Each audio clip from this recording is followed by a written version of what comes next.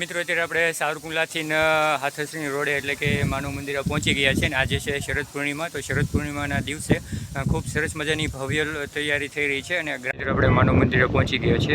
અંદરનો ગેટ છે. તો આજે શરદ પૂર્ણિમા છે. તો શરદ પૂર્ણિમા અનુસાર અહીંયા ખૂબ સરસ મજાનું ભવ્ય રાસ મંડળનું આયોજન કરવામાં આવેલું છે.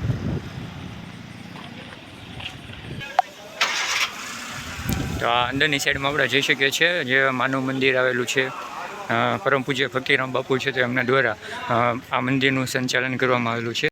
શરદ પૂર્ણિમા છે. તો આજે શરદ પૂર્ણિમાના દિવસે માનવ મંદિરમાં ખૂબ સરસ મજાનું આયોજન થવા જઈ રહ્યું છે. ખાસ કરીને રાસ મંડળ ને રાસ ગરબાની બધું થવા જઈ રહ્યું છે. તેમજ નામી અને અનામી કલાકારો પણ આવી રહ્યા છે. તો અત્યારે ખૂબ સરસ મજાની તૈયારી છે, તો એ શરૂ થઈ રહી છે. આજે રાત્રે 9 વાગે છે તો કાર્યક્રમ છે તો એ શરૂ થવા જઈ રહ્યો. મિત્રો અહીંયા સાઉન્ડ ને એલઈડીની છે, તો અહીંયા ખૂબ સરસ મજાની ગોઠવવામાં આવે છે ને ખૂબ તૈયારી થઈ રહી છે. તમે જોઈ શકો છો. જો ગ્રાઉન્ડમાં અત્યારે ઘણા બધા ભાઈ ભક્તો છે તો અત્યારે ગોઠવી રહ્યા છે. અહીંયા પાછળ છે લાઈન કરવાની હતી તો થઈ ગઈ છે. જો ખૂબ સરસ મજાનું કામ શરૂ થઈ ગયું છે.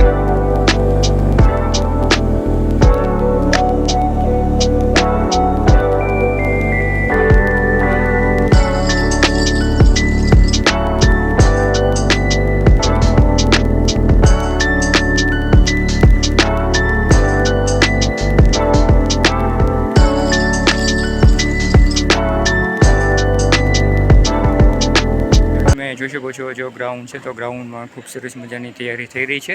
આજે રાત્રે 9 સાડા 9 વાગે છે તો એ કાર્યક્રમ શરૂ થવા જઈ રહ્યો છે. સ્થળ બરાબર યાદ રાખી લેજો. સાવરકુંડલા હાથસણી રોડ માનવ મંદિર.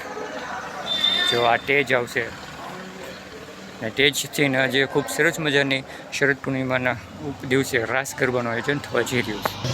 જો મિત્રો બેઠક વ્યવસ્થા છે તો મહેમાનની બેઠક વ્યવસ્થા પણ ખૂબ સરસ મજાની થઈ રહી છે.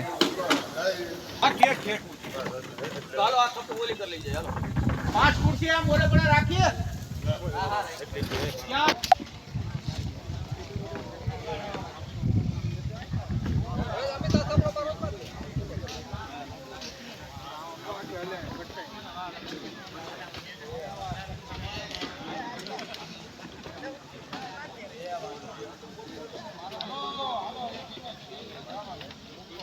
આપણે આવી ગયા છીએ માનવ મંદિરમાં. તો આજે શરદ પૂર્ણિમા અનુસાર ખૂબ સરસ મજાનું ભવ્ય આયોજન થવા જઈ રહ્યું છે રાસ ગરબાનું.